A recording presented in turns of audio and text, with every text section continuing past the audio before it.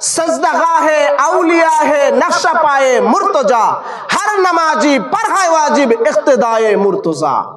আমার হুজুর মাওলা পাক তিনি লিখতেছেন যে সাজদাগাহে আউলিয়া হে নকশা পায়ে মুর্তজা, প্রত্যেক ওয়ালি আল্লাহদের মাথা ঠুকানোর জায়গা হচ্ছে মাওলা আলীর কদম মুবারক।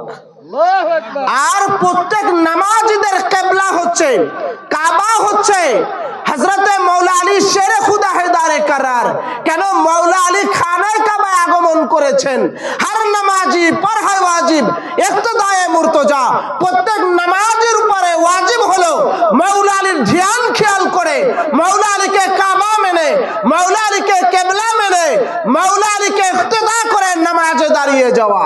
ওই নামাজের মধ্যে বরজাক আসে, ওই নামাজে আল্লাহকে দেখা যায়, ওই নামাজে আল্লাহর সাথে বান্দার সুসম্পর্ক তৈরি হয়। ওই নামাজের ভিতরে গেলেই নামাজ তখন মেরাজ পর্যন্ত পৌঁছিয়ে দেয়। ওই জন্যই আমার নবী বলেছেন আস-সালাতু মিরাজুল মুমিনিন, নামাজ হচ্ছে মুমিনের মিরাজ। যখন আপনি আল্লাহর সাথে দিদার হবে, সাক্ষাৎ হবে, ওই জাত পাকে মিশে যাবেন, ধ্যান ও খেয়ালে থাকবেন, তখনই আপনার মেরাজ হয়ে যাবে।